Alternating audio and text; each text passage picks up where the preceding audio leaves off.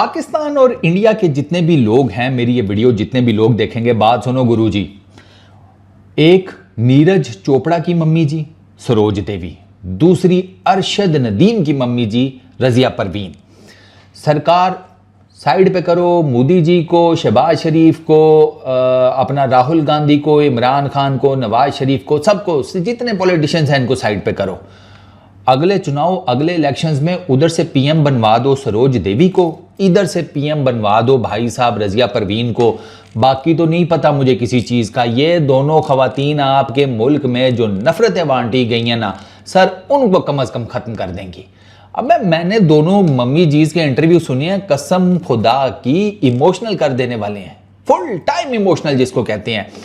नीरज की मम्मी जी के ऊपर वीडियो बनाकर मैंने आपको बताया उन्होंने क्या कहा है। रजिया परवीन जो कि अरशद नदीम की मम्मी जी हैं, उनकी बात सुनो। वो कहती हैं कि नीरज मेरे बेटे जैसा है, मेरा जो बेटा है अरशद नदीम उसके लिए भाइयों जैसा है, ठीक है। वो हारा नहीं है, दोनों जीते हैं। उसने भी मेडल जीता है, मेरे बेटे ने भी मेडल जीता है। उन्होंने नीरज को दुआएं दी कि वो आगे और मेडल्स जीते। अरशद नदीम के वालिद कहते हैं मेरे बेटे की इंस्पिरेशन ही नीरज चोपड़ा है, ठीक है। 2016 में दोनों का ताल्लुक शुरू हुआ, 2016 में दोनों की दोस्ती शुरू हुई, अरशद की और इसकी नीरज की, ठीक है। अब उन दोनों की मम्मीज एक दूसरे के बच्चे को, जिसका दीन अलग, धर्म अलग, उठना बैठना अलग, चीज़ें मामलात सारा कुछ अलग हैं, दोनों के बीच में ले देकर क्या आता है जी, एक पाकिस्तानी है दूसरा हिंदुस्तानी है। भाई ये तो नस्ल दर नस्ल दुश्मन है। इनकी मम्मियाँ कैसे एक दूसरे को मेरा बच्चा है, मेरा बेटा है, ये कैसे कह रही हैं भाई? क्योंकि ये बुनियादी वो नुक्ता है कि जिसके ऊपर मैं हमेशा कहता हूँ कि भैया बहुत लोग हैं जो चाहते हैं कि भाई आपस में लोगों में प्यार बटे, लेकिन ये कुछ ग्रोसरी वाले हैं जो ये प्यार बटने नहीं देते। अभी एक वो देखा मैंने, एक वो मोटा सा, ओए होए होए होए, उसको जो कब्ज लगी हुई है वो फट जाएगा अंदर ही भाई। मैं बता रहा हूँ उसके अंदर इतना, जिसे कहते हैं ना करोद भरा पड़ा हुआ है, इतना तो डायनामाइट नहीं भरा पड़ा होता। वो जिसे कहते हैं वो भी वो बड़े वाली बारूदी सुरंग नहीं होती, वो जो बड़े वाला बारूद उससे भरा हुआ लगाते हैं, वो क्या होता है, उसको क्या कहते हैं, नाम ही भूल गया है। बस यहाँ अंदाजा करो, बस वो बड़े वाला एक कनस्तर होता है, उसमें बहुत बारूद होता है, ये समझ लो। वो उससे ज्यादा भरा पड़ा। क्यों इतना गुस्सा कर रहा है बे? एक तो वैसी तू लिमिटेड सी सांसें लेकर आया हुआ है ऊपर वाले से हैं। जुस्सा देखो, मैं इस साले के फेफड़ों का मतलब मैं इसका ना साइज देखता हूँ ना तो मैं सोचता हूँ कि भैंस चोर, आधी दुनिया की ऑक्सीजन तो ये बंदा अकेले जिसे कहते हैं बैठकर खा रहा है। इसके फेफड़ों का क्या साइज होगा? जो मतलब जिसके बाहर का साइज देखो, फेफड़े भी तो बड़े ही होंगे ना। आधी दुनिया की ऑक्सीजन तो ये साला प्रोसेस कर रहा है। बाकी दुनिया कह रही है हमें ताजी ऑक्सीजन नहीं मिल रही। अबे इसको पकड़ो। ये इस जैसा बंदा जो है भाई साहब, वो एमी मारा जाता है, एमी बिला वजह में है। मतलब क्या पता लगा जी, खबर आई एक बंदा ट्रक के नीचे आ गया, पुलिस पहुंची इन्वेस्टिगेट करने, ट्रक के नीचे आ गया तो पता चलता है कि ये ग्रोसरी वाला तो रोड पर भी नहीं खड़ा था, ये रोड से भी 500 फुट दूर अपने घर के बाहर खड़ा होकर अपने गोटे खुरच रहा था। वो ट्रक हाईवे से उतरकर इसके ऊपर चढ़ गया। पुलिस वाले भी कहते हैं कि बस कुत्ती मौत लिखी हुई थी, दफना दो, जला दो, जो मर्जी करना करो, इसकी क्या ही इन्वेस्टिगेशन करे। पुलिस वाले ट्रक ड्राइवर को भी छोड़ देते हैं, जा तेरे से कोई गलती हो गई होगी, वरना इतना बड़ा कांड तो नहीं हो सकता किसी बंदे के साथ है। इसकी हालत पता क्या है? ये गालियां देता रहता है मेरे मुल्क को, मेरे मुल्क के लोगों को। मैं बता रहा हूं, मैं इसका वो हाल करूं। अभी तो मैं बड़ा जैसे कहते हैं जब्त करके बैठा होता हूं, 100 चीजें होती हैं, इनाम माइंड कर जाता है, तुम लोगों को नहीं पता।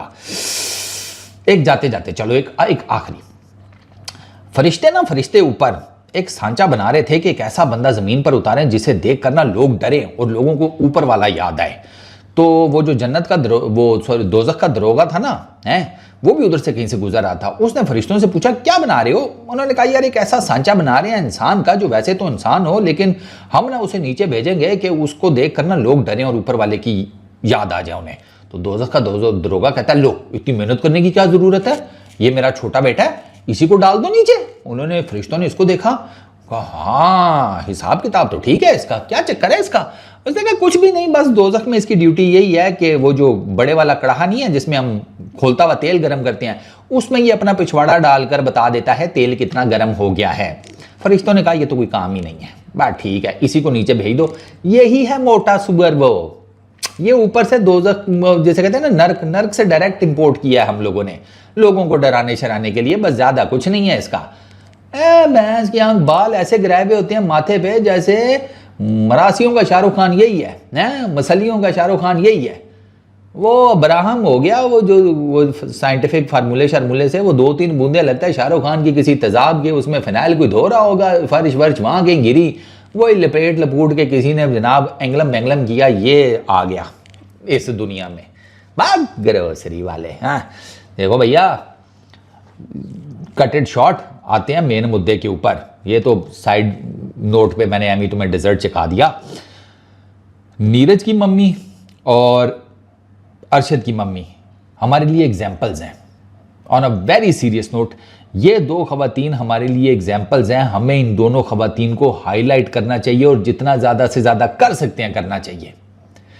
इन दोनों खवातीन ने बताया कि भाईजान इनके बच्चे आपस में दोस्त हैं, आपस में भाई हैं, हालांकि बीच में एक दीवार है, पूरी हर तरह की दीवार है, वो जो उसको जिस तरह मर्जी आप उसका नाम दे लो, लेकिन येट वो सारी दुश्मनी, वो सारी खबासतें होने के बावजूद, ठीक है, वो डर्टी एजेंडाज, वो सब कुछ होने के बावजूद इनके बेटे आपस में दोस्त हैं, आपस में भाइयों की तरह। ठीक है, अरशद नदीम नीरज चोपड़ा को नीरज चोपड़ा भाई कहता है। प्रेसर जाकर देख लो, जो उसने गोल्ड मेडल जीतने के बाद उसने दिया है अरशद ने, वो नीरज चोपड़ा भाई कहता है। नीरज उसको एज ए ब्रदर डिफेंड करता है। टोक्यो ओलंपिक्स में मैंने आपको वीडियो में बताया था, टोक्यो ओलंपिक्स में जिस तरीके से नीरज ने आकर डिफेंड किया था अरशद को, सरकार अरशद का सगा भाई ऐसे डिफेंड कर सकता था। नीरज ने अपने मीडिया को जो शटअप कॉल दी थी, ओए होए होए होए, उसने कहा मेरा नाम लेकर ना अपना डर्टी एजेंडा ना यहां पर फैलाओ।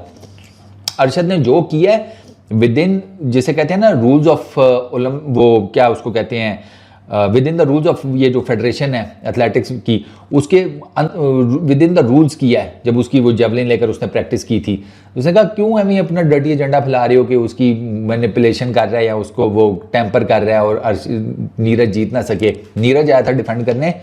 तो भैया बात बड़ी शॉर्ट सी है, बात बड़ी सिंपल सी है कि चीज़ें ठीक करने से होती हैं, बोल जितना मर्जी लो। इन 2 खवातीन ने, सरोज देवी ने और रजिया परवीन ने, इन्होंने साबित किया कि भैया हम सिर्फ बातें नहीं कर रहे, हम कर भी रहे हैं। इनके पेरेंट्स आपको बता रहे हैं कि भैया बेशक हमारे दरमियान 100 साल दुश्मनी हो, जितनी मर्जी पुरानी दुश्मनी हो, हमें उस दुश्मनी से कोई लेना देना नहीं है। हम आम से लोग हैं, हम अपने बच्चों को इन सारी चीज़ों से दूर रखते हैं और उनके बीच में प्यार मोहब्बत से, जिसे कहते हैं, हम मामलात को आगे लेकर चलते हैं। तो यार जब ये कर सकते हैं तो ये जितने बाकी लोग हैं वो क्यों नहीं कर सकते हुए? तुम्हें कौन सा किसी ने मना किया हुआ है? तो प्यार मोहब्बत बांटा करो, सिंपल इज दैट। अरशद जीता गोल्ड मेडल, जबरदस्त। नीरज ने सिल्वर मेडल जीता है। भाई नीरज ऐसा नहीं है कि विनिंग पोडियम पर आया ही नहीं है। वो जितने मेरे जितने इंडियन दोस्त यार हैं वो यही चाह रहे थे, वो कह रहे थे कि यार हमें ना विनिंग स्टैंड्स के ऊपर दोनों को देखना है। अब इसमें से गोल्ड कौन जीतता है, सिल्वर कौन जीतता है, वो बात की बाद में देखेंगे। मे the best man win, Arshad one, simple is that. Neeraj जनाब सेकंड आया, नीरज के पास सिल्वर है, गो विद इट। अबे ग्रोसरी वालों, एक बात बताऊं तुम्हें जाते जाते, इन दोनों का शुक्रिया अदा करो जिन्होंने पाकिस्तान इंडिया में लोगों को बताया है कि अबे क्रिकेट के अलावा भी दुनिया है, क्रिकेट के अलावा भी स्पोर्ट्स हैं, क्रिकेट के अलावा भी नेशनल रिकग्निशन मिल सकती है। उधर इंडिया में नीरज चोपड़ा जो है वो जेवलिन थ्रो को घर घर ले गया, पाकिस्तान में अरशद नदीम ले गया। और नेशनल हीरोज हैं ये। कदर करो, इज्जत करो, रिस्पेक्ट दो, प्यार करो और आपस में भी प्यार किया करो। इसकी आंख उधर जिम्मी भैंस की आंख पाकिस्तानी लड़की से मिलने दुबई पहुंच गया है और तुम लोगों के इधर जो ना फनकार ही नहीं मुकती। चलो बस ठीक है, इस वीडियो में इतना ही। अपना बहुत ख्याल रखना और मोटे इंसान का बच्चा बन जा। मुझे तुझे जलील करते हुए मज़ा नहीं आता। कोई कुछ अच्छा लेकर आ के बंदे का मज़ा है कि तुझे चलो ट्रोल ही करना पड़े तो कुछ हो। अबे तू अपनी हंसी, ये तो तू हंसता है, अल्लाह माफ़ी दे हो ये, और अपनी शक्ल ये तू हॉलीवुड की हॉरर फिल्मों में दे देना। तुझे यकीन कर ये सोशल मीडिया पर आकर ना ये फजूल किस्म की नफरतें ना बांटनी पड़े। तू अच्छा खासा पैसा कमाकर कहीं सेटल हो जा, दुबई तो हो ही सकता है। ये ले, हलाल खाने का भी एक मशवरा दे दिया तुझे, निकल करो इस तरीका साला लोकल एरिया नेटवर्क। चलो ओके, अब चलते हैं।